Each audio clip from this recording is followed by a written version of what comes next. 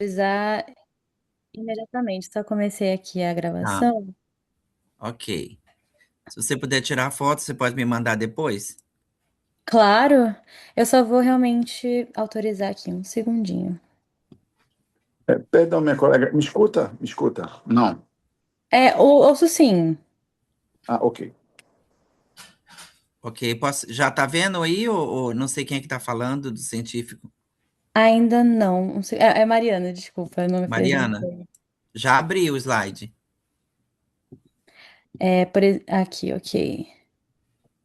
Já tá vendo o slide? Ainda não. Você pode repetir o processo, por favor, que eu acabei de autorizar aqui. Pô, momentinho, doutora Mariana. Já foi? Tá vendo? Conseguindo ver? Ainda não. Misericórdia. Vamos lá. Ai, isso é sempre assim, Ai, gente. Beroju, que eu amo. Sem comentário. Compartilhar. Para Ah, de. agora foi. Foi? Peraí. Foi. Então, peraí. Vamos lá. Tá vendo eu mexer a tela? Sim, consigo ver Tá. perfeitamente. Já estou a Então, gravar, então podem começar. o meu trabalho, a minha pesquisa, ela é oriunda de um artigo científico que eu fiz na FCE, mais ou menos um ano atrás. Eu sou pesquisador, sou mestrando junto com a Patrícia Belo, lá de Belém do Pará. Nós somos mestrandos da Unifiel e a Márcia é nossa coautora. A Márcia da PUC é uma professora, diretora da revista FCE, e minha colega de trabalho, minha amiga. Então, esse é o último artigo que eu vou falar do evento. Eu vou falar sobre o visto B1, B2 e J1. Espero que tenha sido mais rápido. Em Context on Time Departure the Terms, eu vou me basear em algumas informações. Eu fiz poucos slides para eu ser rápido, porque eu sei que fazer 12 slides não adianta, porque senão vai sair correndo. Eu fiz 5. Então, quando a gente fala da questão do visto americano, o visto americano sempre foi uma, um, um pormenor desde as décadas de 80, uma, na verdade, um plus em relação ao visto de turista. Os Estados Unidos é o país da América que mais tem parques ambientais e a gente tem o que a gente chama de áreas. A maior parte, grande parte dos visitantes dos parques ambientais da Disney e de outras áreas dos Estados Unidos, eles são parques que são visitados, a maioria são brasileiros, são latino-americanos e são chineses, em terceiro lugar. Então, a gente tem um princípio de ética que é assim, o visto ele tem passado por uma transformação muito grande, principalmente com a alteração do governo, desde o governo Biden até o governo Trump, no momento, uma transformação em relação à questão, o que, que tem a ver o visto de turista com a questão imigratória. O que, que acontece? As regras e a lei americana instituída e assinada por Donald Trump é utilizada para perseguir, porque na verdade é isso que está acontecendo nesse momento, a perseguição a imigrantes, e ele tem, digamos assim, um fetiche cultural de impedir pessoas de entrada e saída, afirmando que os latinos estão chegando nos Estados Unidos utilizando visto de turista para depois imigrar para os Estados Unidos, que também não é nenhuma mentira, porque a vida americana, a questão do visto na vida americana, ela é muito problemática, porque além dele trocar o B1 e o B2, é um país que recebe muitos alunos de mestrado e doutorado da América do Sul, da América Latina e do Brasil, e os programas de visto, eles são programas estruturalmente em universidades que podem lograr a participação em pesquisas científicas, por exemplo, na área de medicina e de direito. Aí eu vou puxar para baixo, é o exemplo do B1 e o B2. Não existe regra formativa para o modelo que eu botei aqui, não existe regra formativa para o visto americano. O que vão dizer? O que ele vai perguntar na entrevista? Hoje não existe dois modelos de entrevista, existe o documental enviado via online e depois é respondido por e-mail, e existe o outro modelo, que é o modelo de entrevista. Qual é o centro da mudança em relação ao visto? O visto americano, ele é simplesmente não tem uma resposta para vocês. Porque o visto americano, ele é dado por uma questão, dizem que é de sorteio, dizem que é uma questão da Receita Federal, mas uma principal base para o B1 e o B2, o visto de turista e o visto de imigrantes, é a base de que o visto você tem que provar residência fixa no Brasil e renda. É o que, até onde a minha informação, eu sou despachante, então eu trabalho com isso e eu vejo, eu acompanho o cliente até a porta do consulado. O que acontece da porta para dentro, eu não tenho responsabilidade. Bem, qual é a perseguição ao visto de estudante?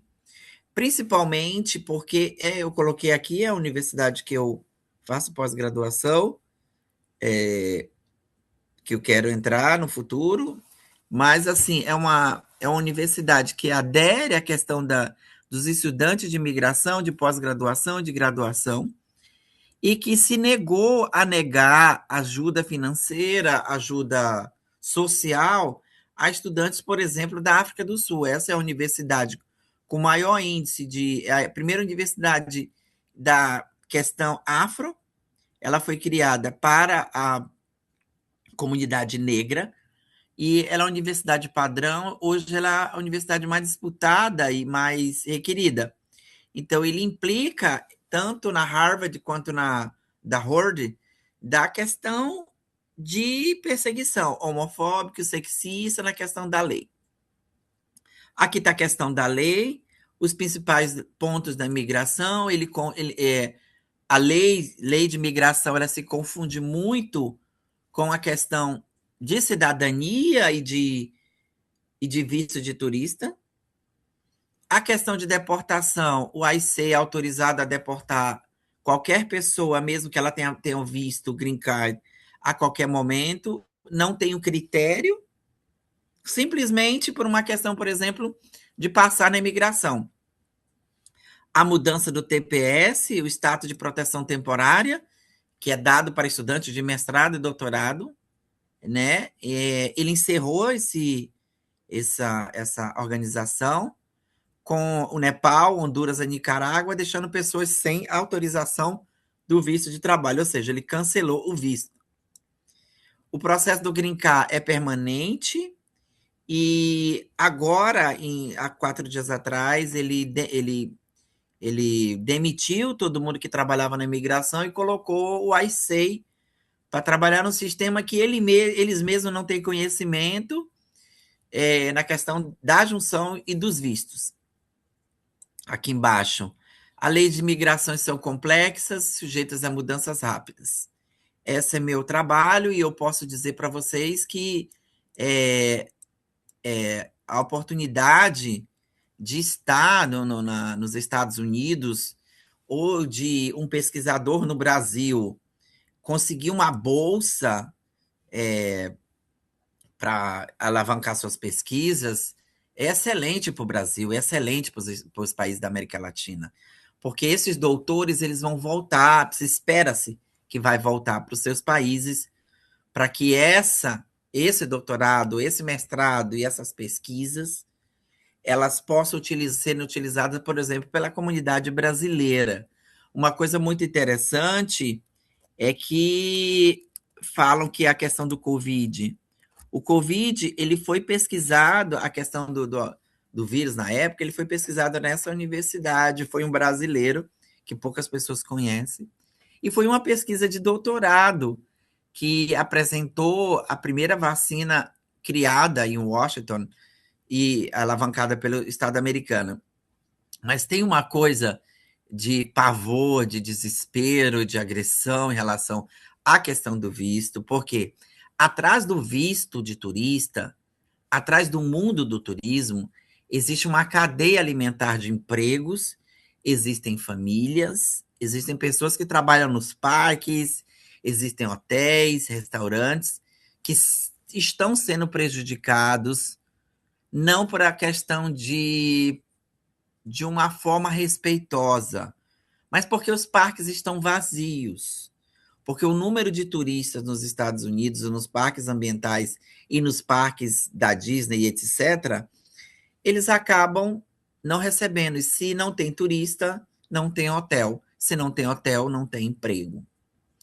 Então, louva-se a solução para o problema do ICEI e para leis, para finalizar meu trabalho, que o último problema que ele gerou em cima da migração foi, desde que Donald Trump assumiu, ele tem gastado financeiramente o dinheiro da área social com o ICEI. Incrivelmente, ridiculamente, o dinheiro do ICEI era dinheiro de assistência social. E aí, em algum momento, ele fez um pedido à Câmara para que pudesse utilizar verbas. E os democratas não aceitaram em um acordo.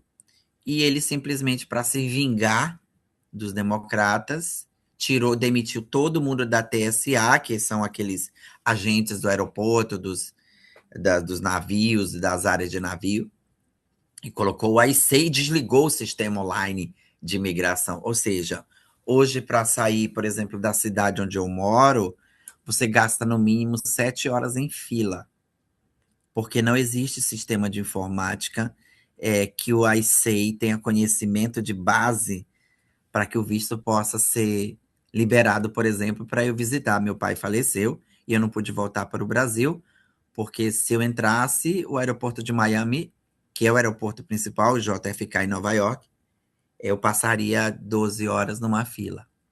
Então, a questão da dignidade humana não é respeitada. A questão dos pedidos, hoje de manhã fizeram um acordo e eles estão com a TSA está 3 meses sem receber.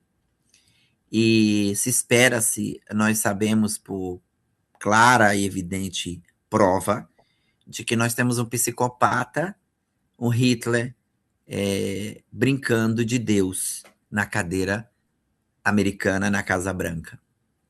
Mas isso também é uma oportunidade para o povo americano entender que quando não se tem ética, quando não se tem princípio da dignidade humana, não vai se respeitar ninguém.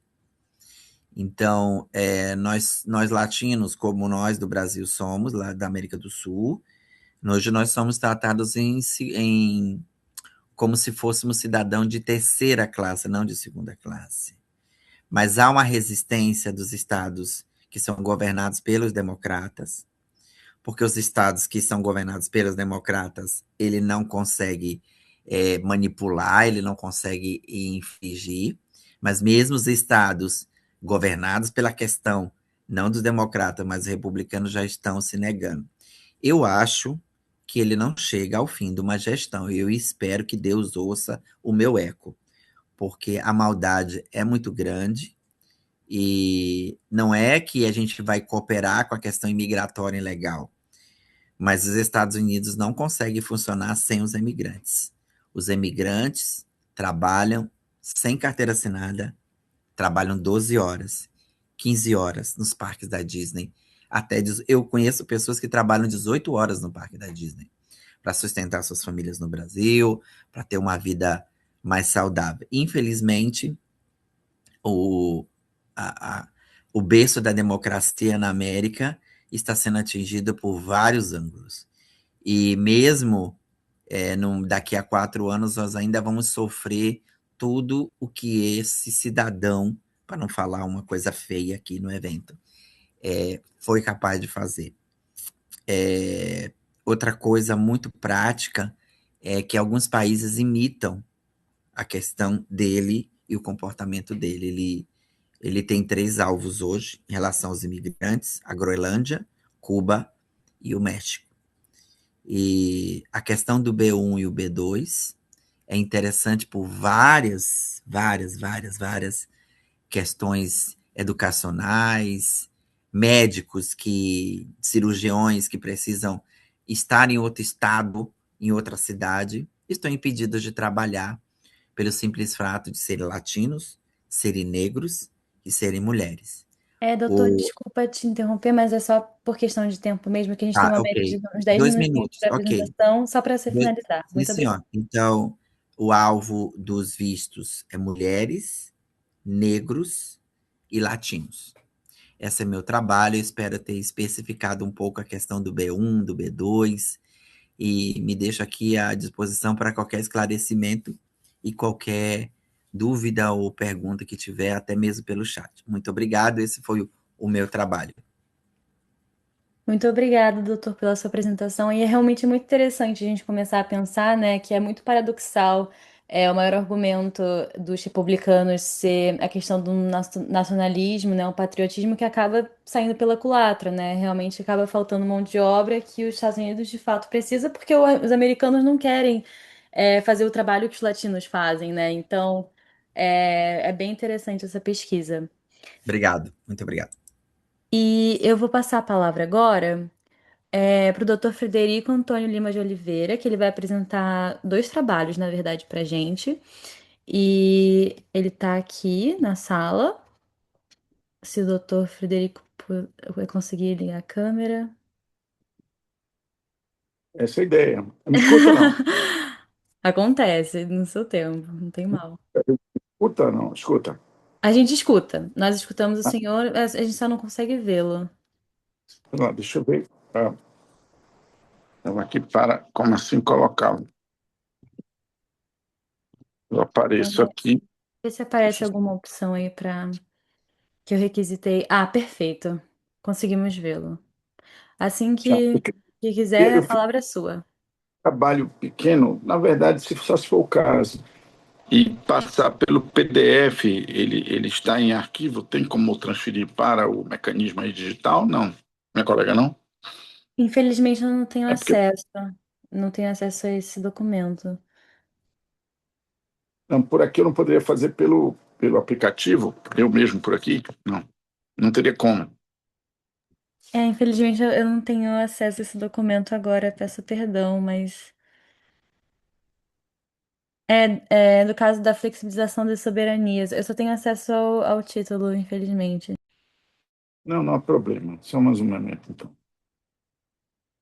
Como eu te ajudar, Frederico, você passar para mim e eu colocar daqui? Se você puder, minha colega, eu falo com quem, por gentileza? Colega, não, eu sou o colega. Eu não estou vendo, eu estou vendo Tô agora. brincando com você. Então, compartilhe, você tem que compartilhar comigo aqui, ou de algum Sim. modo. É isso que eu estou vendo aqui. Quer o É, e-mail? pode ser pelo e-mail. Eu estou no WhatsApp, não sei pelo WhatsApp, poderia, não?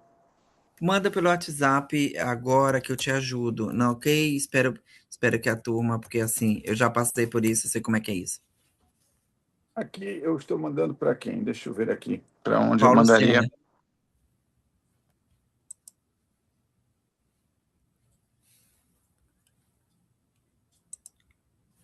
Porque aí eu baixo aqui e te ajuda, entendeu?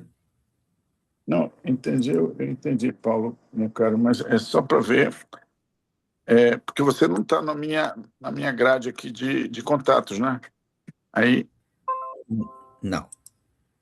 é, é por isso que eu não sei. Doutor Federico, qual que é o seu número? Que aí eu consigo adicioná-lo por aqui. É 198437-1897, ficaria mais rápido. Assim, Ui, você pode repetir, por favor? Desculpa, qual que é o 9, DDD? Primeiro. 9, Nove. E agora. É bom ele digitar aqui, digita aqui no chat, Está amigo. no chat, é melhor, é melhor. vamos lá, vamos lá. Então, se vai ajudar ele, não precisa ajudar, ô Mariana? Eu consigo ajudá-lo por aqui. Foi Tá, uma ótima ok. ideia a questão Beleza. do WhatsApp, que eu consigo Não, falar tudo bem, melhor eu com só queria ele. ajudar. Obrigado. Não, muito obrigada pela ajuda, porque realmente, assim, tá complicado aqui. É porque geralmente eu só fico de assistência mesmo, eu nunca modero. Voltei para cá, só um momento mais. Bem, aqui já estou aqui, aí deixa eu ver o que mais faria. Você falou alguma coisa? Você pode repetir, professor, o seu nome? Há pouco? Eu não gravei. Mariana, Diana. qual que é Eu o número? Eu posso mandar uma mensagem para o senhor. Qual que é o DDD, o estado? 91, 91, 91. é bem, Uhum. 98437 7. 18 Uhum. 97. Perfeito.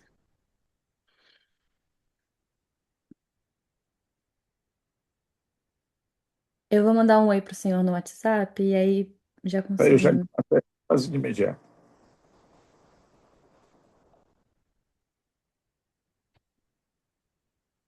Agora, já recebi aqui o seu oi e já vou.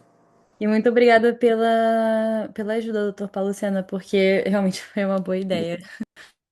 E agradecido também estou, meu colega, muito obrigado. Aqui.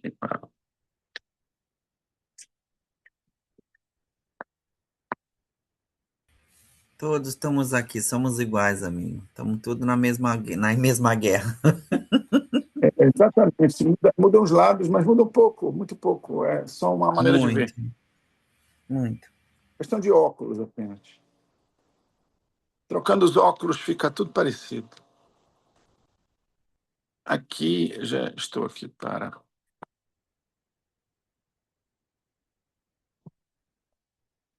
caminhar. Pronto. Veja se chegou.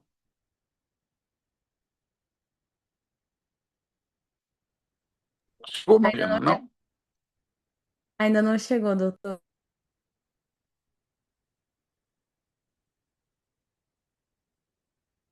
Ah,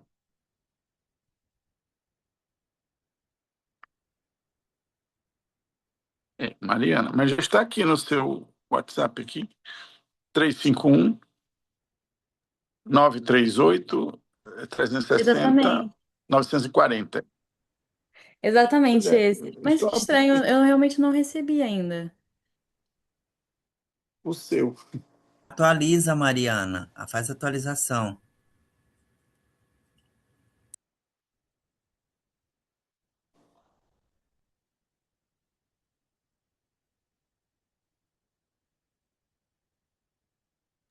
De fato, ainda não recebi. Ah, é, você não quer passar para mim, meu colega, talvez? Não sei. E você passa para ela? Não sei. Professor, professor Federico, eu também Diga, sou de Belém, eu sou a Patrícia Belo. O senhor não quer mandar para mim, que eu mando para o Paulo Sena, ele transforma em PDF para o senhor? O que que o senhor me diz? agora, me dê o número, minha colega. Eu agradeço. Tá, é E noventa ela e um, digita né? aqui, aqui no chat. É melhor tu digitar no chat, Tá, Frederico. digitar no chat, professor. Mas aí eu Aí tenho que mandar eu mando, mas não se preocupe, agora eu no vou chat. mandar.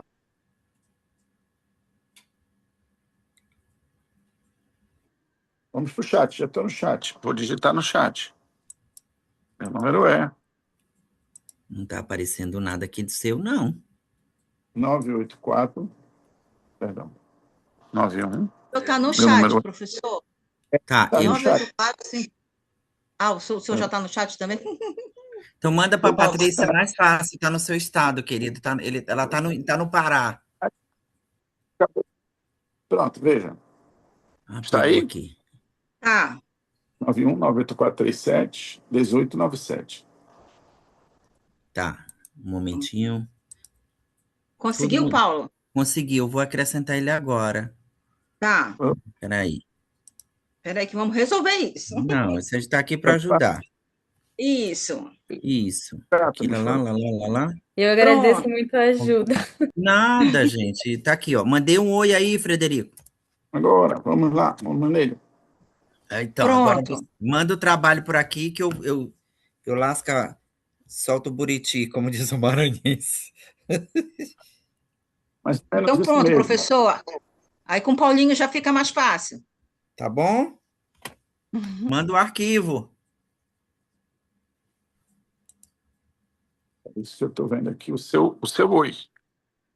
Mandei oi já. É pelo número americano, o meu número americano. É 202, né? Sim, Mais um, 202. 202, Isso. Ok, é por isso. Veja se chegou. Peraí. Atualizar. Não. Paulinho, manda o número brasileiro. Não é isso, Patrícia. Ele não está conseguindo É porque não está compartilhar. conseguindo encaminhar. Não, é Ah, isso. tá. Entendeu? Ele tem Esse que. é. Porque o doutor faça assim, Vocês olha. querem meu número? Quer que eu passe meu número? Acho que não Vanessa, ele não consegue compartilhar. Esse é o problema. Ah, então, eu já vou adiantando que eu não fiz também, porque eu sou péssima para mexer pode aqui. ir Aí eu falei, eu não vou adiantando, não tem mal. nem fazer slide. Mas vai, ô, Frederico, faz. Ah, Chegou! Chegou? Opa, que Chegou! Agora bom. deixa eu baixar, eu vou salvar. Espera aí que tem que Ah, agora eu salvar. também recebi aqui no meu também, mas Misericórdia. se o doutor puder 202, compartilhar, é mais de novo. fácil. Eu vou compartilhar então, Mariana. Muito Obrigado. obrigada, muito Espera obrigada. aí, momento. Espera que tem que baixar, porque o arquivo dele não é pequeno. Espera aí. Eita, Jesus. Ô, Jesus. Em PDF, em slides, né, de data show. Baixar. Ele fica. Gente, que incrível isso. Não é possível baixar o documento porque ele não está mais no meu celular. Que diabo é isso? Espera aí. Estou Veja, baixando. eu também disse a mesma coisa aqui 3 minutinhos, para mim estou mesmo. baixando teu arquivo. Misericórdia. Ah, apareceu para mim, gente. Eu vou Então compartilhar faz, para mim. faz Mariana, aqui eu Desceu acho para que ela, aleluia. Pronto. Ele está aparecendo aos poucos, ele é tímido. Shine, Já aparece isso é para shine vocês? point. Doutor, assim que é. você quiser, eu vou Shine passando aqui o point. slide, Faz, tá? Mariana, faz você, por favor. Perfeito. Pronto. Então já pode iniciar, por favor. Eu vou contabilizar aqui os 10 minutinhos e aviso o Deixa eu tempo. só botar aqui no. Pronto. Perfeito. É, só.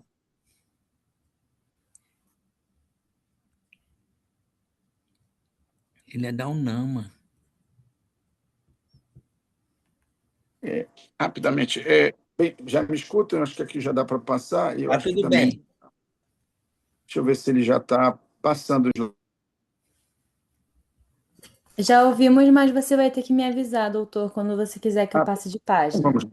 Bem, objetivamente, são 10 minutos, meus colegas. A ideia aí vem de um texto anterior. Eu trabalho com o Fábio Veiga já há algum tempo, via Iberoju, porque tem a ver com lógicas do nosso mestrado, que estamos trabalhando para chegar no doutorado. Minha formação em São Paulo, eu sou do Ministério Público aqui da capital, do Pará, de Belém, já há algum tempo, e por lá fiz o mestrado, doutorado, fiz na PUC de São Paulo, e o pós-doutorado fiz na Faculdade de Lisboa, né? Bem, esta é um pouco da lógica e trabalho com direito público há algum tempo. Essa perspectiva tem muito a ver com o professor Sayeg, livre-docente da PUC de São Paulo, e trabalho um pouco de algo que eu tenho uma discordância considerável, mas entendo a maneira lógica de raciocinar, que ele coloca quanto à não intervenção e à não defesa. Esse problema da não defesa, que envolve princípios internacionais, vai dizer que, resumidamente, esse é o objetivo, que na teoria da defesa da soberania, ou melhor, da não defesa da soberania, vamos para o segundo, no segundo em diante, nós já começamos rapidamente aí dizendo isto, essa teoria ela vai dizer que aquelas soberanias modernas que não têm a condição de estabilizar o controle dos direitos civis e, sobretudo, os fundamentais em relação a direitos humanos, poderiam ter o apoio da maioria em relação a intervenções que poderiam vir a ser militares. Este é o foco, na verdade, desse pequeno trabalho, que deve virar uma outra coisa um pouco maior, mas o objetivo e o núcleo desse objeto, um objetivo geral, delimitado, no específico até onde é possível esse tipo de intervenção numa soberania flexível de hoje. onde os limites modernos estão sendo ultrapassados não só por princípios, por valores mais fluidos, que hoje são chamados de ODS, né? Essas perspectivas transcendem esses grupos internacionais surgidos, que vieram com o advento da Segunda Grande Guerra Mundial, sobretudo a ONU e OTAN e os demais, para exatamente evitar um conflito armado. O que o mundo está vendo é o que nós estamos vendo. O contrário, né? Logísticas que envolvem democracias já estabilizadas, mas que rumam na direção de autocracias. É um pouco do que o colega apontou, um pouco, em relação aos fluxos de emigração e de imigração que estão rivalizando, na verdade, com as possibilidades econômicas de manutenção, status quo desses países. Isso não vale só para os Estados Unidos, mas vale para a Europa como um todo. Portugal tem tido problemas sérios. Há pouco tempo atrás, uma lide feroz em relação à eleição do novo presidente. É uma democracia bifronte, né? Onde há também um presidencialismo parlamentarista, onde, na verdade, existem as duas figuras em chefia de Estado e de governo. Estou dando o exemplo de Portugal, para não citar de novo direto o que já sabemos do presidente Trump, que foi suscitado pelo colega, em vários outros aspectos é muito conhecido. Bem, esta lógica volta para a nossa temática, que ela quer nos dizer o seguinte, e o objetivo, eu acho que temos 10 minutos, não sei se foi possível passar um pouco desses slides. Os slides são interessantes, na medida em que, apenas apontar um pouco deles, a soberania tradicional, esse segundo, enfrenta um ponto de inflexão. Porque, basicamente, depois da Segunda Guerra e até lá, a questão da teoria geral do Estado foi construída até o século XIX, sem entrar no que foi antes e depois, mas num Estado racional, através de uma estrutura positivista que o estruturou com lógicas da política, da ciência política, através da teoria geral do Estado. É o que nós estudamos em termos gerais, né? Na estruturação do Estado moderno. Esse Estado tinha limites territoriais de soberania. E esta soberania moderna tem sido enfrentada através de legitimidades que têm se confirmado por valores econômicos e não humanos, não sociais. Isto é um problema gravíssimo, envolve vários aspectos que não vale a pena tocar aqui, inclusive as técnicas sistêmicas, né? Vale a pena as comunicações sistêmicas, Luhmann e os demais, Toibner, que vem trabalhando isso pela sociologia, até que ponto esses outros grupos sociais intervêm no direito. É uma outra questão, mas o que nos interessa aqui é dizer que isto tem dado uma porosidade nas últimas décadas para que as soberanias contemporâneas sejam mais flexíveis. Falei nas ODS um pouco, e a partir daí, dos princípios, que, na verdade, têm fungificado, sendo trocados, né, por aquilo que acontece também nos primeiros mecanismos modernos de dogmática simples. Era o Estado de Direito, hoje é um Estado democrático de direito caminhando para um Estado social, onde a maioria tem tido uma grande refrega em relação a isso, da Segunda Guerra em diante até agora. Por quê? Porque a humanidade tem perdido espaço. Isso é uma questão que nós estamos vendo a cada dia. E este é um problema que, para os maltasianos que vão entender que o mundo precisa ser menor, em termos orgânicos e estruturais, ou o mundo precisa ser mais fluido, para atingir mais pessoas, com mais distribuição de riquezas. Esse é um confronto que o mundo tem vivenciado, né? E que hoje resgata coisas que pensamos que tivesse ficado no passado, né? Como Estado e religião, como esquerda e direita, como coisas que estão sendo revistas e repensadas de uma maneira ruim, eu diria. Enfim, em função disso, volta para a teoria da não defesa. A preocupação do tema específico, dentre os objetivos específicos, o que é mais importante para chegar nesses 10 minutos, vamos à frente, apenas historiando um pouco do que se coloca nesses slides, né?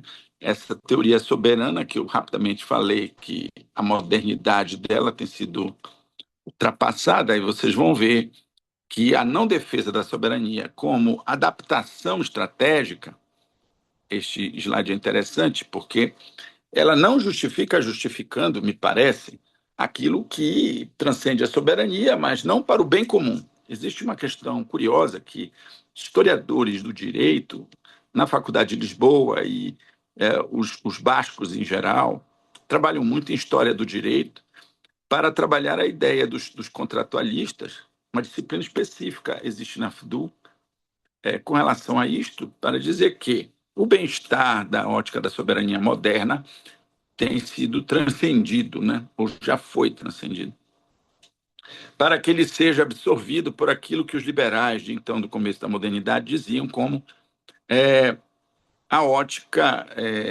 da produção, né? A produção, a economia pode substituir, né, o bem-estar, a coletividade em um estado sólido que possa crescer em termos populacionais. Esta é uma discussão dificílima, né? Porque isso envolve economia e não só monetarização do Estado, como isso tem sido feito em termos gerais e dinâmicos da digitalização do que é digital.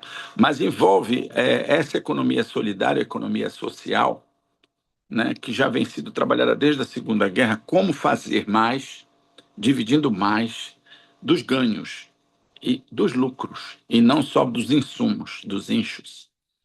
Isto é um grande desafio.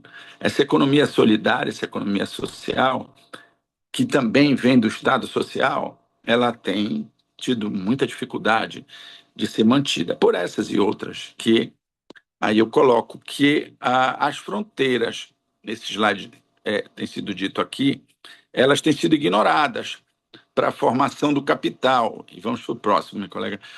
E vemos que o capital ele transcende, né? Ele consegue transcender as barreiras modernas. Vejam que aqueles elementos de teoria geral do Estado, aliás, sim, do Estado, estão sendo todos superados. Por exemplo, soberania, por exemplo, território, por exemplo, os limites da guerra mesmo. Declarar a guerra e fazer a paz é muito mais hoje uma questão de conciliação econômica. Estamos vendo agora no Irã a mesma coisa. Quer dizer, vimos há pouco doutrinas da Segunda Guerra Mundial serem articuladas. Foi o caso de Trump há pouco tempo atrás em relação à Venezuela. Então, eu tenho uma lógica regional, né, global regional, que me dá proteção econômica de dominância, de dominação. Essa é uma lógica da Segunda Guerra Mundial, veja bem. Estamos muito depois disso e que presumíamos que tivesse sido afastada. Mas isso não está bem afastado, está mais próximo do que pensamos. E aí os blocos sociais, econômicos, falam mais alto do que as necessidades humanas. E o direito universal, a universalização, sobretudo direitos humanos, está perdendo espaço. E com ele, os tribunais internacionais, a possibilidade de contenção, de autocontenção dos limites agressivos dos Estados. Essa perspectiva, indo para o final, exigem soluções segundo o que esta linha que tem sendo defendida quanto à não proteção dos Estados, à não capacidade de proteção, tem sido chocada, né? Tem se chocado com os desafios transnacionais, com o fim, né, de monopólios desse poder estatal, porque, ao mesmo tempo que blocos se unem economicamente para manter o status quo, né, dos próprios estados, é o caso de Rússia e China, que fazem alianças longe das suas regiões, né? Do outro lado, há uma refrega grande quanto à dominação regional, né, no sentido do global.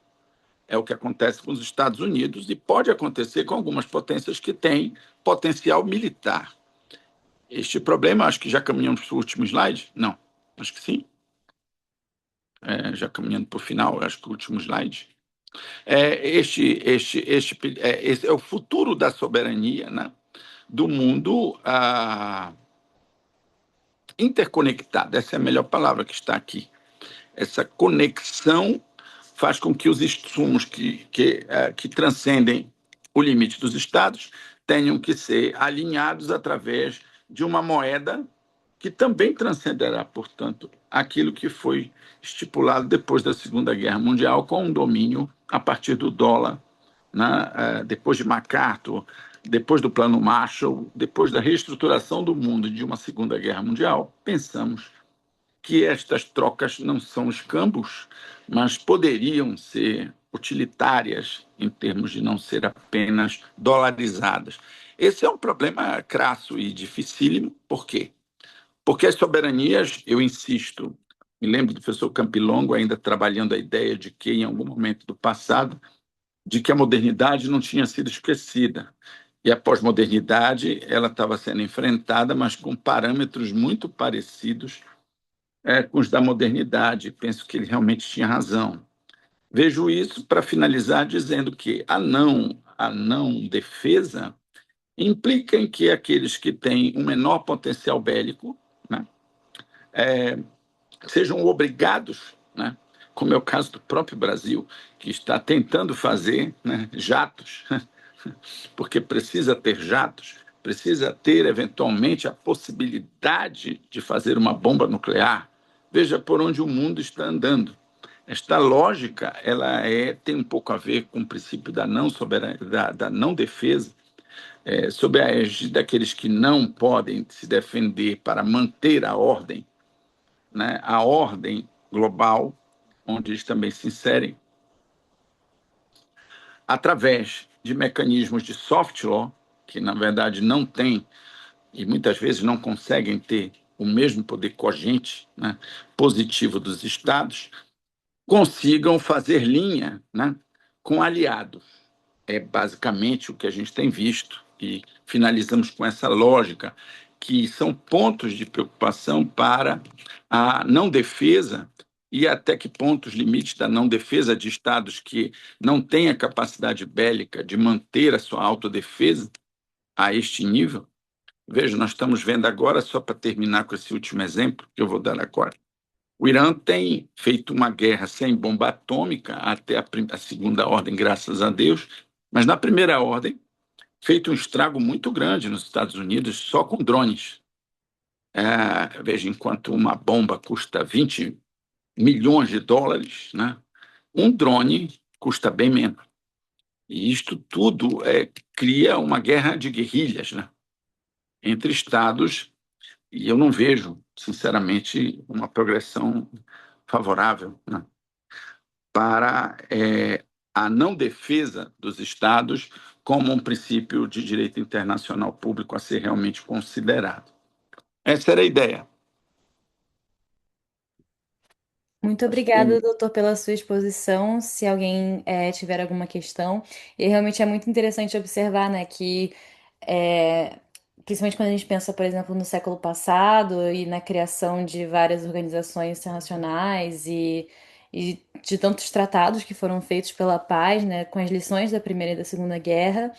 É muito triste a gente estar caminhando para o outro lado do pêndulo de novo, né, da questão da soberania e é, da ênfase realmente de uma maior nacionalidade assim dos estados, mesmo de se imporem no âmbito mundial. E muito obrigada pela sua pesquisa, foi realmente bem edificante. O doutor tem outra apresentação aqui, pelo menos está no cronograma, sobre as constituições dialógicas latino-americanas. Vai haver essa exposição também, doutor Frederico? Sim, essa vai ser até mais rápida. Perfeito. Então, passo de novo a palavra para o senhor. O dialogismo é algo que, nos idos, desde Drome, o argentino, né, os demais que vieram depois, a lógica dialógica tem sido muito trabalhada, né, tanto pelos americanos quanto pelos argentinos mais recentemente, onde, objetivamente, a constitucionalidade nos tribunais constitucionais, sobretudo latino-americanos, daí vem essa ligação da Argentina, e assim foi pensado no nome, talvez seja um dos pais hoje, os pais novos, né, do chamado dialogismo constitucional, que é Ricardo Gargarella. Gargarella trabalha a ideia de que é preciso haver uma simbiose entre a vontade popular isso já se sabia antes. E a constitucionalidade existente no todo da Constituição, que é um elemento só, não é apenas um conjunto não integrado de normas. E este é o que está acontecendo no constitucionalismo em geral. O latino-americano, pior, porque as influências de outros grupos sociais, inclusive os econômicos, têm falado muito alto. Isso deslegitima o processo da Constituição e aumenta a não aceitação, a desobediência civil e, eventualmente, insurreições populares, como aconteceu no Brasil, independente da lógica. Realmente, o que aconteceu, se foi um golpe ou não foi, ou foi uma tentativa, como se assim capitulou positivamente, enfim. O fato é que essa instabilidade gera insegurança jurídica e isso é uma novidade e uma realidade brasileira, não só brasileira. Veja, pouco tempo atrás a Constituição chilena foi revista toda.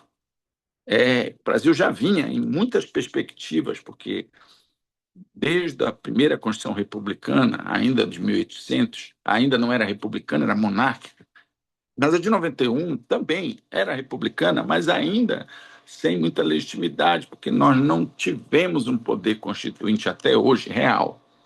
Eu digo isso com uma vontade de maioria. As maiorias brasileiras sempre foram muito encaminhadas por minorias. E essas minorias sempre foram muito audaciosas em face ou da economia ou da força.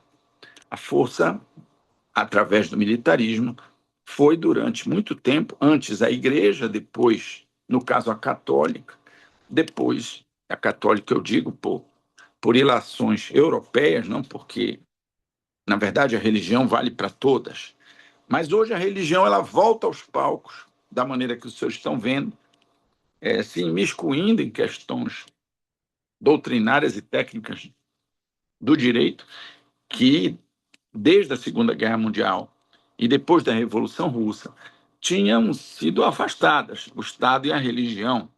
A questão judaica, por exemplo, é um livro clássico que deixou isso bem claro, e esta lógica toda, a Revolução Comunista, que hoje é um termo que vem à tona quando muitos nem sabem o que estão falando, o que seria mesmo o comunismo e etc. Eu não sou comunista, nem deixo de ser algo, mas eu acho que o pesquisador ele tem que estar incólume para qualquer análise. E, nesse sentido, colocar a opinião para ser debatida e questionada.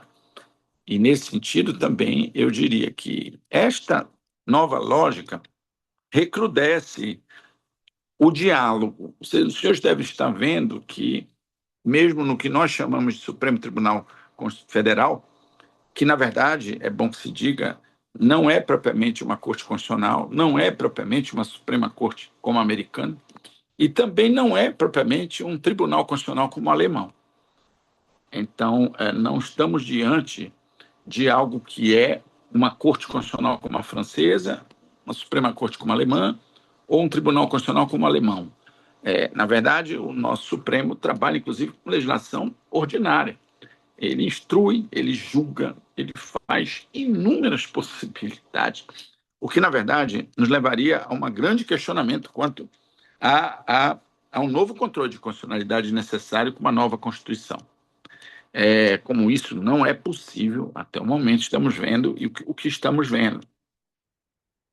Isto leva a um problema, e aí eu vou caminhando para o final, que tem sido muito debatido com esse possível, e aí Gargarella coloca isso muito bem, dialogismo constitucional. Não existe objetivamente a possibilidade de estabilidade da norma constitucional sem um diálogo convincente, onde as partes que dialogam aceitam, essa é a palavra, aceitam as diretrizes superiores. De onde? O controle de constitucionalidade, sim, porque não há como, meus colegas, imaginarmos qualquer positivismo fora dos padrões, independente se o apelido for pós-positivismo, for outro, enfim. O fato é que o positivismo precisa de uma pirâmide, precisa de uma ótica fechada em limites do dogma. E a regra, a lei, o dogma tem a ver com a primeira perspectiva kelseniana. Fora de Kelsen, os outros mecanismos são importantes. As outras teorias são fundamentais, mas fundamentais a partir do positivismo. E eu diria que a primeira lógica kelseniana é entendermos a existência de um controle de constitucionalidade. E, para isso, nós temos que ter um mecanismo para fazê-lo legitimamente. Dito isso, eu diria aos senhores que não é possível estabilizar a Constituição com princípios, normas, parâmetros.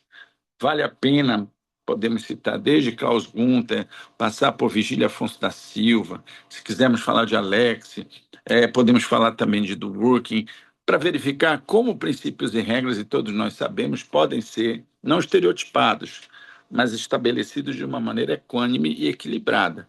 Sem isso, nós temos desobediência civil, que pode chegar a um ponto de ser generalizada. E esse perigo é um perigo da desordem. É tudo o que o positivismo quer refrear.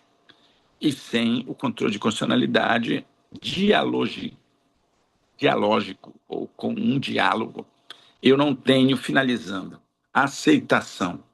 Sem aceitação, meus caros colegas, eu não tenho legitimidade da maioria. Então, eu tenho a norma constitucional, que, na verdade, é inconstitucional.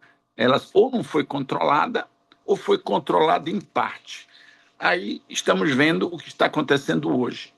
O Supremo controla os efeitos para frente, para trás, controla o mecanismo, né, quais são as etapas da regra, que devem ser constitucionalizadas ou inconstitucionalizadas, e imiscui-se em conceitos abertos e indeterminados que são políticos, econômicos, e em meio a essa grande, eu diria, dificuldade, né, vai criando mais inaceitação. Quer dizer, aquilo que não é aceito, ele vai aumentando o grau, né, de desagregação social, e não o contrário. Eu quero dizer que mais decisões não aceitam, não melhoram, pioram. É a mesma coisa que os franceses já dizem há muito dos brasileiros. Há um tempo atrás diziam isso desde os juízes, por exemplo, boca da lei. Os Bouches de Loire, ainda no começo da modernidade, eram refregados porque eles eram muito políticos e mais políticos do que jurídicos, e dali começa o controle administrativo francês prévio. Nós tentamos fazer várias coisas parecidas, inclusive o controle administrativo feito pelo Poder Legislativo, mas, na verdade, as comissões, como a de Constituição e Justiça, nós sabemos que, infelizmente, não tem o condão de esculpir a lei constitucional para que ela seja aprovada e tenha vigência, eficácia, validade em termos de publicação constitucional. Ela pode passar muito tempo inconstitucional, até que alguém consegue declarar inconstitucionalidade. Bem, dito isso, eu diria que a nossa preocupação nesse texto é um resumo que vai virar um texto, é exatamente esta possibilidade de dialogar que as cortes constitucionais, e o professor Gargarella aborda bem, tem pregado. Não é à toa que o nosso Supremo Tribunal Federal tem tentado, insistentemente, eu diria, né, pugnar por audiências públicas, né, em relação a desfazimento de políticas públicas ou realização de políticas públicas. Só que não podemos esquecer, e eu concluo com isto, que cada Constituição é um mundo em apartado. E a nossa Constituição, ela tem, eu não diria um vício, mas uma dificuldade estrutural, né, na sua composição, porque ela tem elementos eminentemente socialistas, oriundos da Constituição de 82 portuguesa, mas ela também tem elementos eminentemente liberais e econômicos, de onde se extrai a Constituição americana e se extrai outras, onde eu diria que a eterna guerra entre o Estado social e o Estado liberal, né, volta à tona na Constituição de 88, através de políticas públicas que precisam, finalizo com isto, e o que é pior para nós, serem programaticamente executadas. Quer dizer, então, eu quero dizer que, apesar de ser uma Constituição belíssima, a de 88, que nós ainda temos, mas elas, desde 88 em diante, sejamos francos, as emendas constitucionais, as emendas aditivas e toda a fase de regulamentação em leis gerais que ela se previu, na verdade, grande parte não foi resolvida e tornada real através de regulamentações. Dois exemplos só para deixar claro e finalizar com eles, para dizer a importância do nosso objetivo em relação à discussão quanto ao dialogismo que precisa estar presente para que tenha mais democracia em nosso contexto. É o que aconteceu e acontece ainda, por exemplo, com as políticas nacionais de meio ambiente, por exemplo, de idosos, por exemplo, mais recentemente, de saneamento, né? As de saneamento, então, que tem ligações intrínsecas, né? Tanto com o patrimônio cultural, quanto com o meio ambiente urbano, são 4 meio ambientes, que a nossa Constituição não conseguiu harmonizá-los em termos regulamentares, em face tanto das competências estadual, federal e municipal, e, sobretudo, em face dos interesses econômicos. Era isso, minha gente. Muito obrigado. Ana? Perfeito, muito obrigada, doutor. Muito obrigada pela sua exposição também, muito interessante, realmente. Que até me faz lembrar das aulas do mestrado que eu tive, realmente o debate entre Kelsen e Schmitt é realmente muito estimulante Instigante, também, que dialoga instigante, né? muito com esse assunto. Muito obrigada, realmente, pela sua exposição. E agora eu passo a palavra, já que o doutor Felipe Sanches não está presente. Vou passar a palavra para a doutora Vanessa Valois, que vai falar sobre a incidência do IBS na importação de bens materiais, uma análise do critério espacial do tributo segundo a reforma do sistema tributário financeiro brasileiro, perdão. E a doutora, portanto, tem a palavra. Olá, boa tarde a todos. Estão me ouvindo bem? Estamos sim, Sim. doutora. Se quiser compartilhar algum slide, alguma coisa, fica à vontade também. Então, eu sou péssima de slide, então eu não quis me arriscar, na Sem verdade. problema. Bom, eu sou advogada, eu trabalho e atuo na área de tributário e aduaneiro. Eu cursei mestrado em Direito Tributário no IBET, em São Paulo. E aí, por estarmos vivendo no Brasil a implementação do novo sistema tributário nacional, com a reforma tributária do consumo, é uma mudança que está acontecendo nas regras de arrecadação do tributo para o destino, com a substituição gradual dos impostos atuais, que é o PIS, COFINS, ICMS, ISS, parte do IPI, pelos novos impostos, o CBS, IBS e o IS. O meu artigo trata justamente da incidência do IBS na importação indireta de bens materiais, seria uma análise do critério espacial, né, à luz dessa reforma tributária. E eu começo com uma pergunta simples, para que vocês analisem junto comigo e guardem uma resposta mentalmente, porque ao final eu retomo dessa pergunta. Quando uma empresa ela contrata uma outra para buscar uma mercadoria lá fora e trazê-la ao Brasil, de quem é esse produto, afinal? Da empresa que mandou buscar ou da empresa que foi buscar? Que parece uma pergunta de lógica cotidiana, mas eu garanto a vocês que ela tem consumido décadas de litígio tributário no Brasil. E a reforma tributária, ao invés de encerrar essa discussão de uma vez, pode estar presente e prestes a reabri-la com outros personagens. E é exatamente isso que vou explorar nessa apresentação hoje. Então, como que o novo imposto, o IBS, incide sobre as operações de importação indireta, quem recolhe esse imposto, para qual ente federado e por que essa definição é um ponto tão importante. Quando a gente fala da importação direta, o cenário ele é relativamente mais simples. Uma empresa brasileira, ela fecha um negócio com um fornecedor estrangeiro, contrata o frete, faz o desembaraço aduaneiro e recebe a mercadoria. Ela, portanto, é importadora, compradora e destinatária. Tudo na mesma pessoa. Na importação indireta, no entanto, essa operação se fragmenta. O ordenamento jurídico, ele reconhece em duas formas de importação indireta. A primeira é a importação por conta e ordem, onde a empresa brasileira que quer a mercadoria, a gente chama ela de encomendante, contrata uma terceira empresa, que é chamada de trade company, apenas para executar os trâmites da importação. O negócio jurídico com o fornecedor estrangeiro foi celebrado pela própria encomendante. A trade é, nesse sentido, um executor operacional. Já na importação por encomenda, o quadro muda. A trade vai além, ela própria celebra o contrato com o fornecedor estrangeiro, adquire essa mercadoria com recursos próprios e depois revende para o encomendante pré-determinado. Ela não é apenas uma executora, ela é parte do negócio jurídico internacional.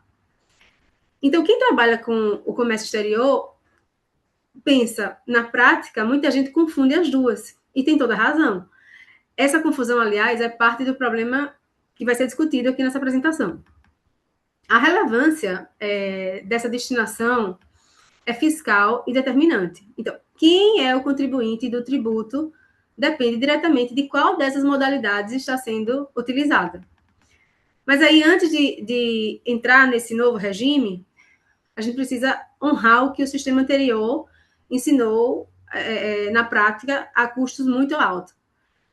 Em se tratando do ICMS, havia uma contradição normativa explícita.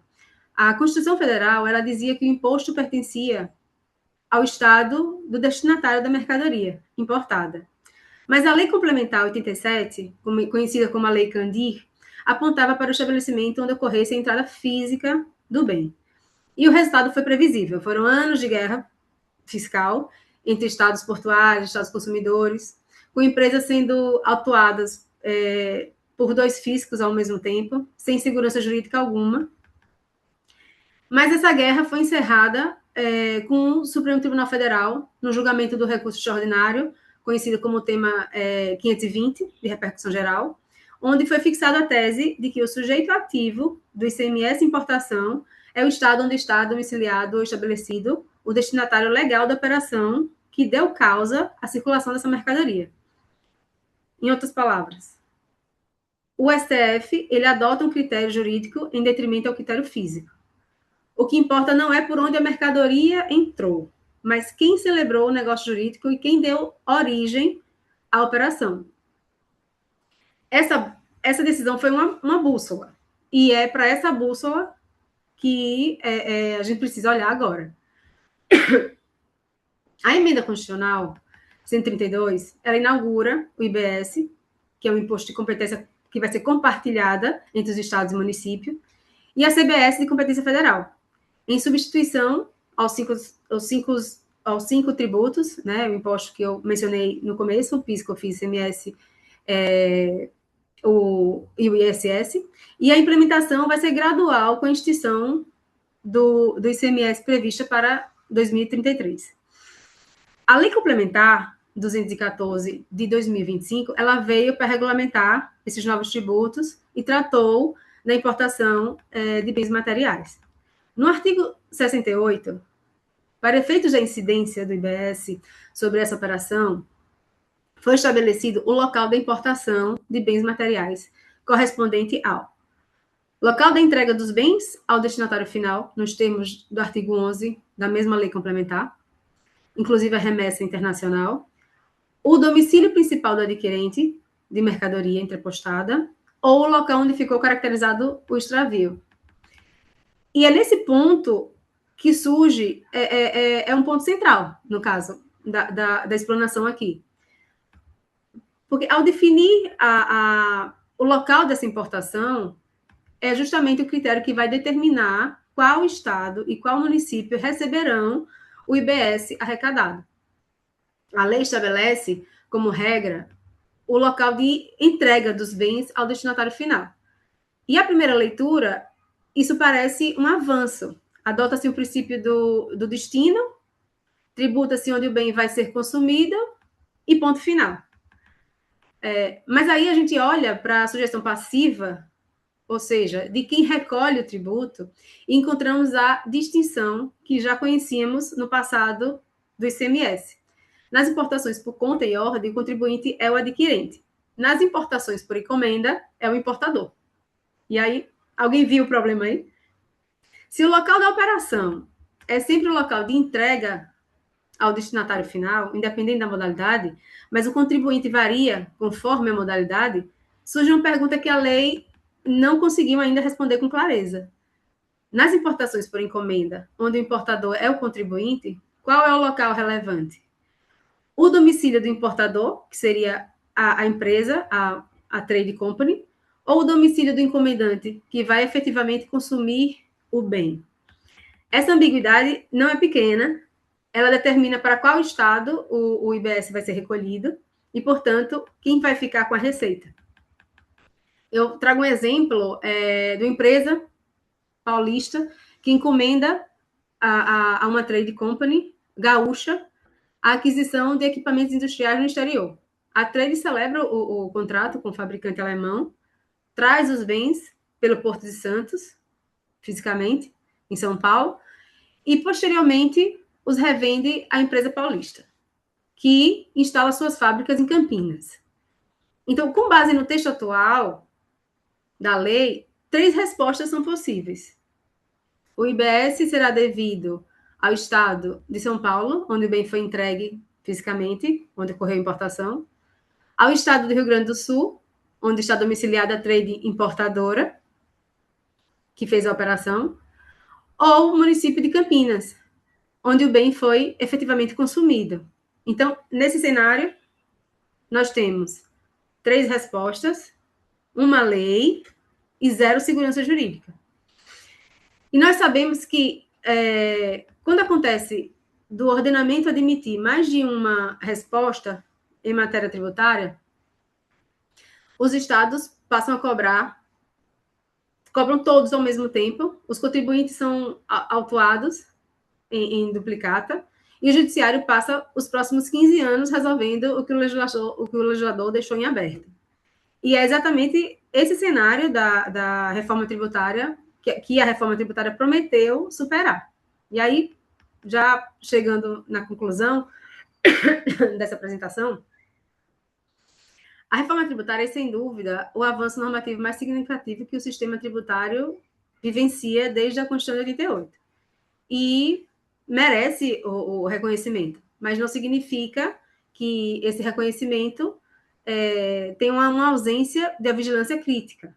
Então, o que a análise do IBS nas importações indiretas nos mostra é que a transição de um regime a outro não apaga automaticamente as antigas questões. Elas as recondicionam.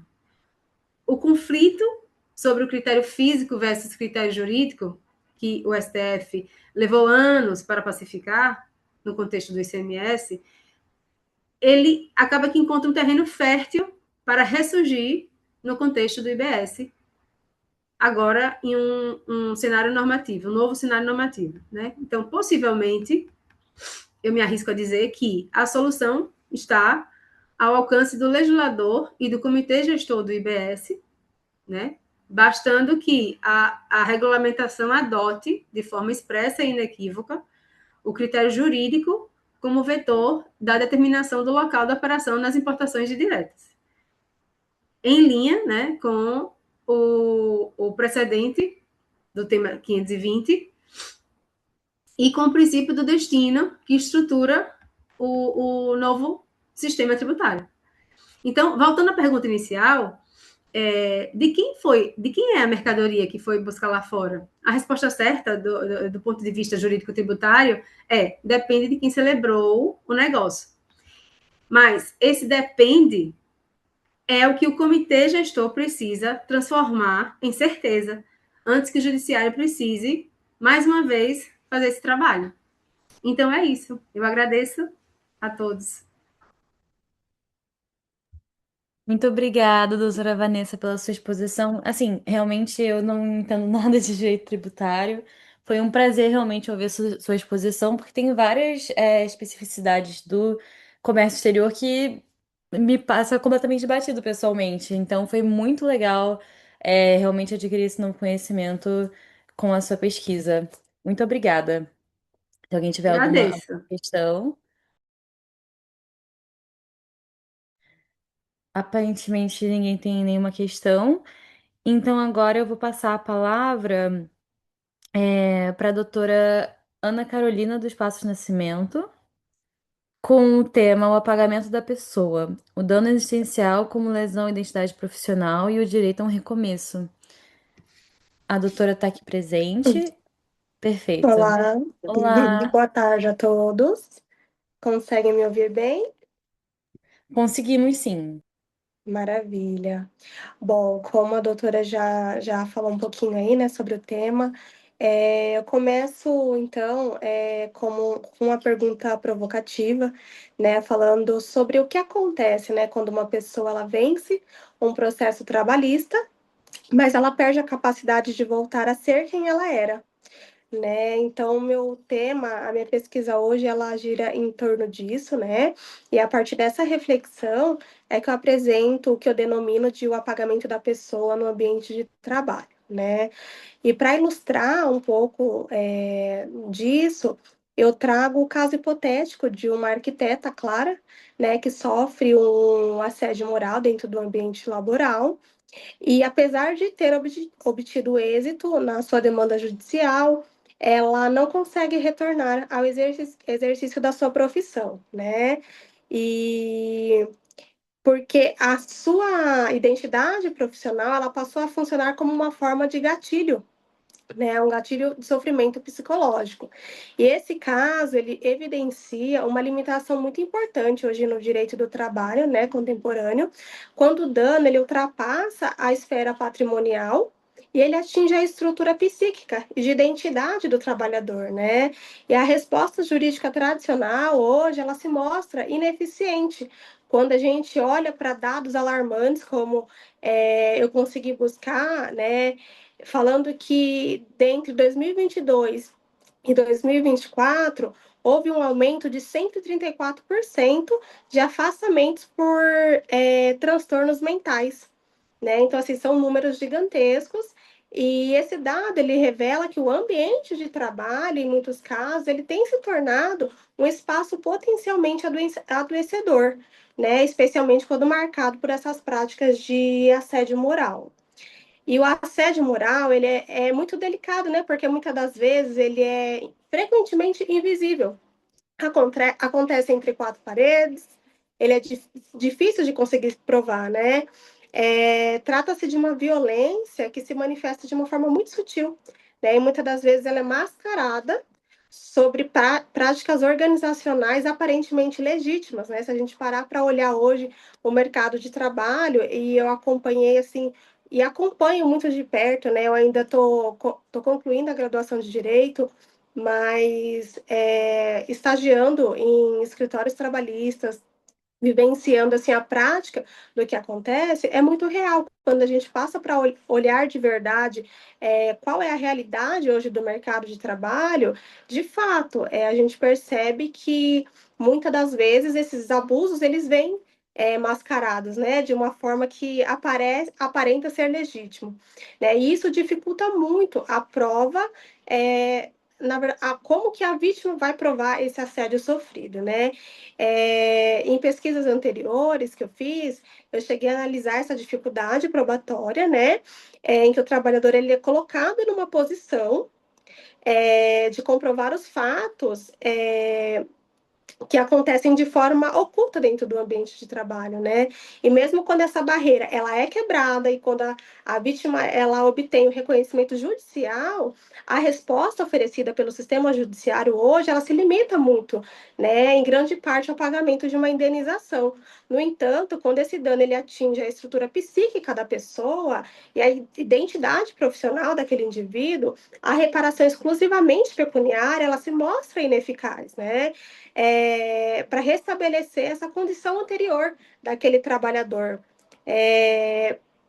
Isso porque o trabalho ele não representa, né, só uma fonte de renda, ele também representa um elemento central da construção da identidade da pessoa, né, como trabalhador. E diante disso, eu defendo que o dano existencial ele tem que ser compreendido.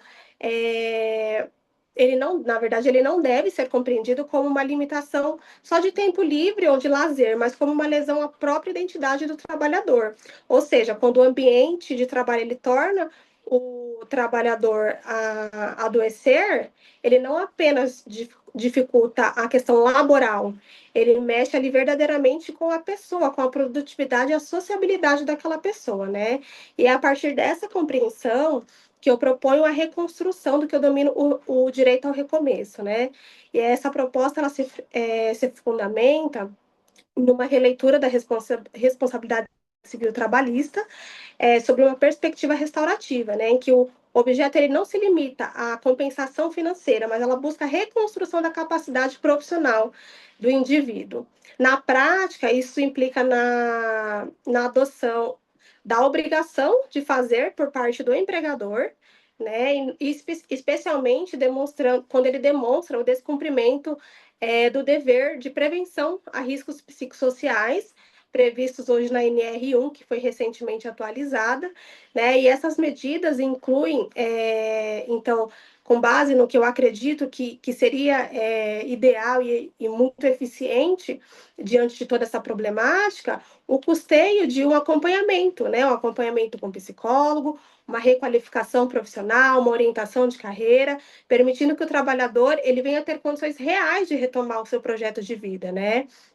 Essa abordagem, ela encontra fundamento na dignidade da pessoa humana e na função social da empresa, que ela não pode transferir simplesmente aquilo que ela causou integralmente para a vítima e para o Estado, né?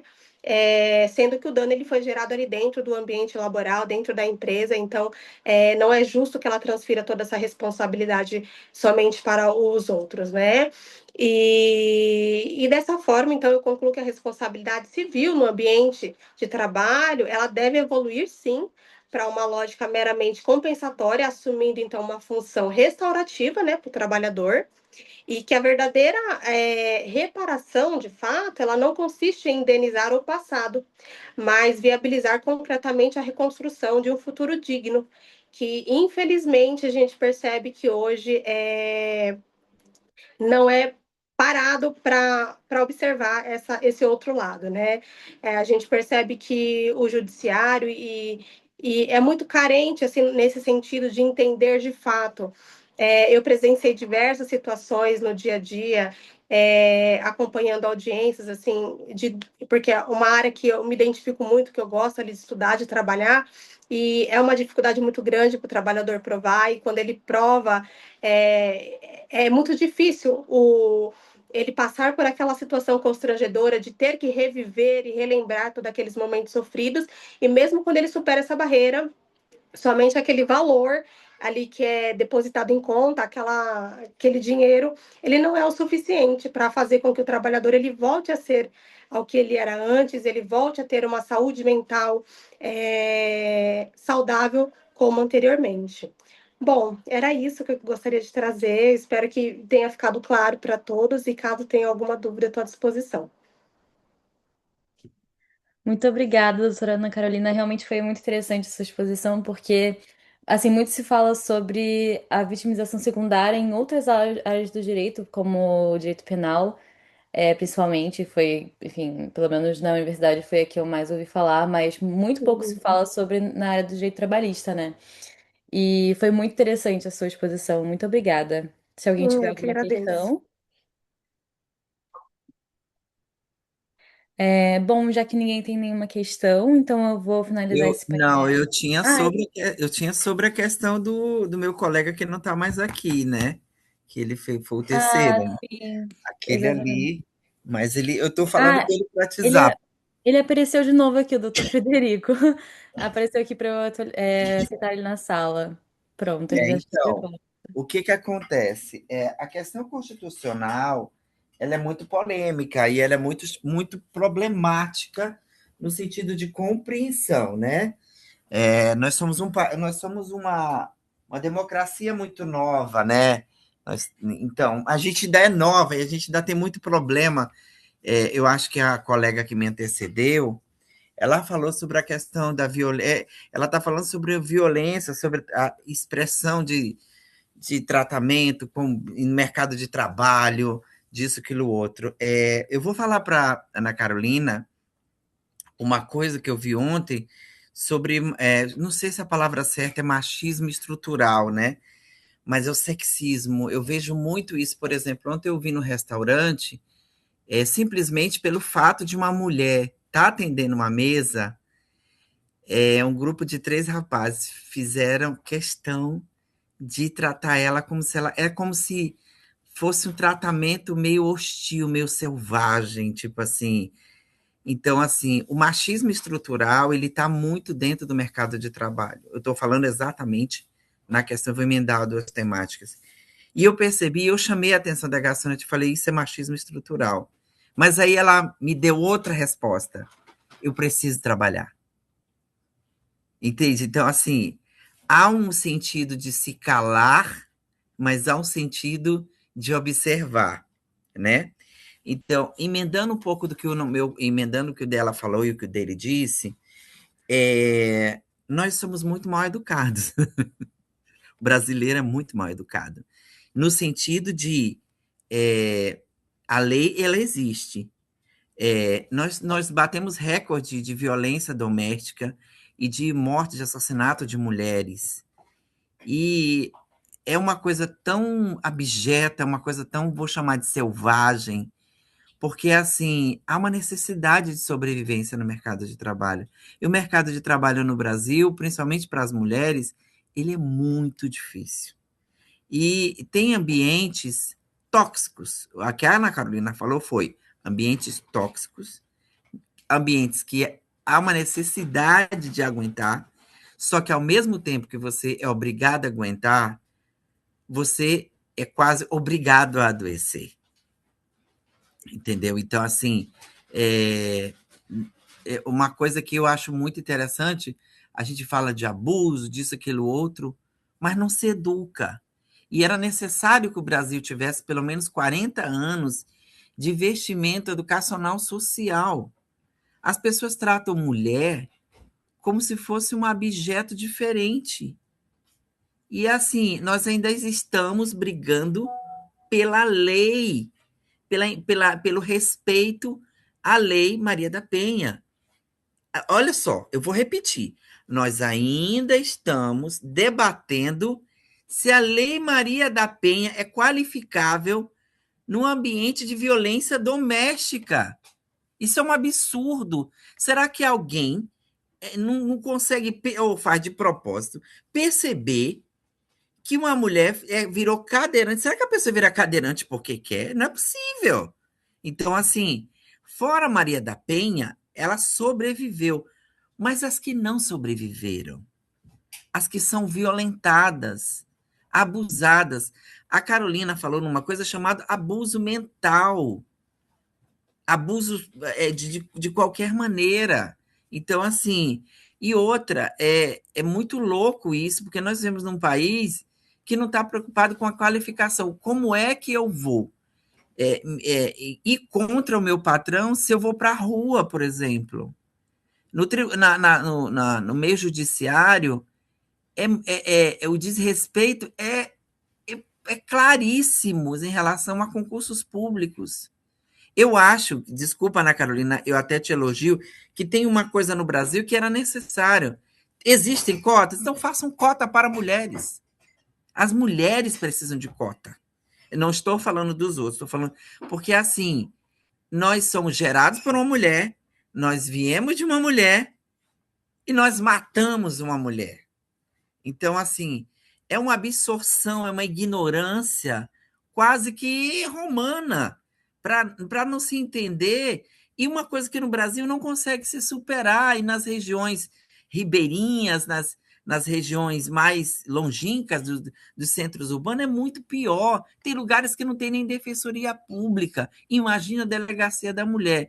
Para terminar minha fala, doutora Ana Carolina, como é que uma mulher vai denunciar uma violência doméstica com 3 filhos, e sendo que ela sobrevive financeiramente daquele. O Estado brasileiro não dá condição para que essa mulher sobreviva, porque se ela for na delegacia, o processo vai continuar, mas ela vai ser assassinada. No Maranhão tem um status quo de um lugar de proteção, mas não é a de eterno. Mulheres que fogem do marido. Então, meninas que são estupradas há 13 anos. Nós ainda estamos discutindo estupro de vulnerável. É isso mesmo? Estupro de vulnerável. Desculpa, me perdoa, mulheres. Um canalha de 20 anos casar com a menina de 12. Será que precisa pegar o vadimeco, o ECA, e enfiar na cabeça do judiciário? Não precisa muito. Se a gente tem uma resposta negativa do judiciário, aí a gente para no artigo do meu colega. A gente tem a negação do judiciário. Como é que a gente vai ter negativa da sociedade se o judiciário não dá uma resposta plausível? É temeroso, é horripilante, lugar de mulher na cozinha, e etc, etc. Coisas absurdas, abjetas. A mãe brasileira é uma mãe solo, é uma mãe que assume todo o poder pátrio da família. Então, assim, eu digo, é um assunto que mexe muito comigo, e é um assunto que eu fico assim, sinceramente, quando eu vou em delegacia da mulher, ia no Brasil, eu ficava totalmente enojado da capacidade das pessoas olharem para a mulher como se a mulher tivesse força para se defender de um canalha. Desculpa, essa minha fala foi até demais. Obrigado.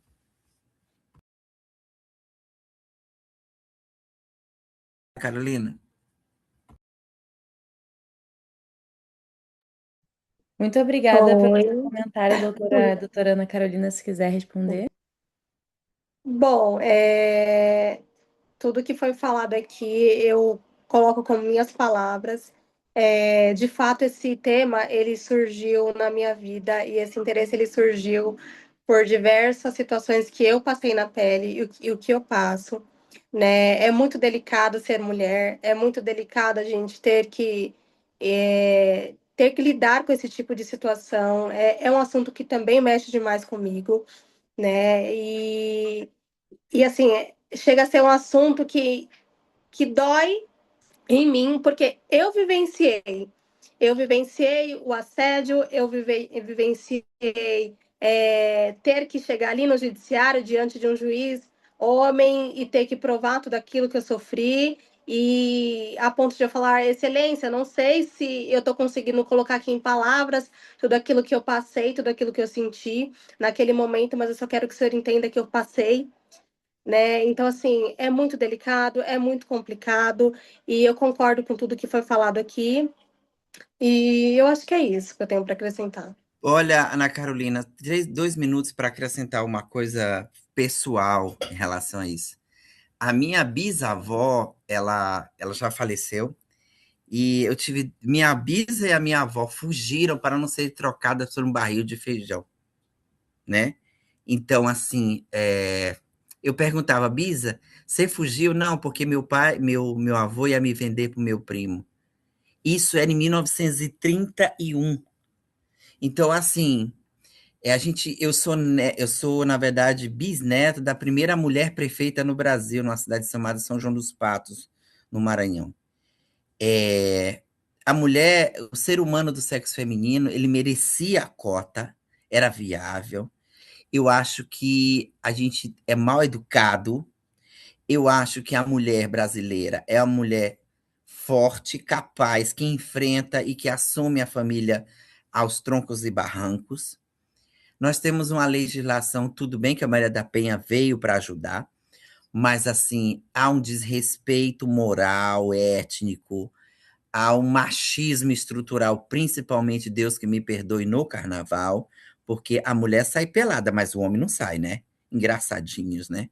Então, assim, é um machismo estrutural, cultural, que a gente tem que ser levado muito em consideração ao respeito, à dignidade humana.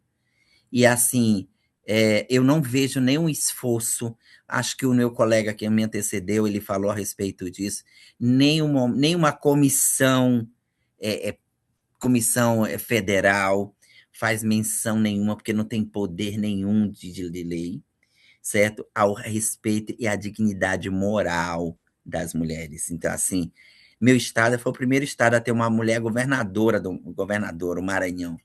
E assim, a gente via na época o rosto, a expressão da governadora. Aquela mulher passou por uma tortura psicológica de extrema grandeza. Ela está com câncer hoje, está lutando contra o câncer, mas assim, a dor. Então, assim, que a gente tem que perceber é a mudança na esfera educacional, porque o político não muda, o político só muda de gestor. Mas é a mesma prática. O que não muda é a falta de. Eu já fiz 4 homens descer de um ônibus, porque estavam de gracinha. Eu falei, vai descer do ônibus agora. Então, assim, os vagões rosa. Você tem que criar um vagão de metrô, porque tem machista que tenta abusar. Então, assim, é muito cruel. É muito cruel, Carolina, ver que uma menina de 13 anos foi estuprada e que tem alguém que defende essa gravidez. Estuprador não é pai e menor não é mãe, para bom entendedor.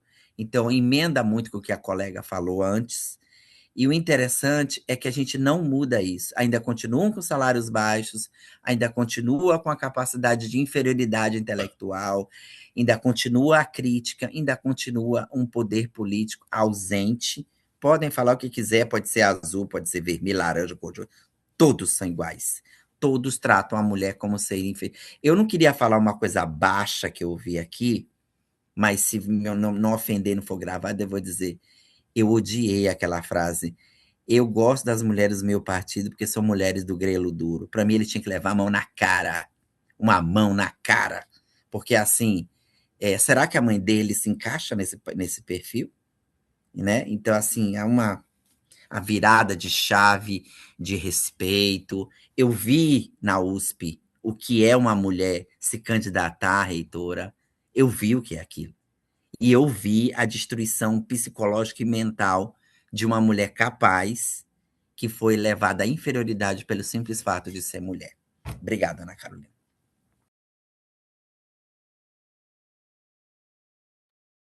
Gente, muito obrigada, então, realmente, pelos comentários. Eu vou encerrar esse painel por aqui. Muito obrigada a todos que contribuíram para a pesquisa aqui do Sinda e desejo a todos o resto uma boa tarde. Deixa Muito seu obrigada. contato, Ana Carolina, por favor, minha filha. Aqui embaixo, aqui no chat, por favor, para não perder Sim, eu vou contato. deixar aqui no chat. Para colar e copiar. Obrigada e bom trabalho, viu, Ana? É uma luta. Sim, sim.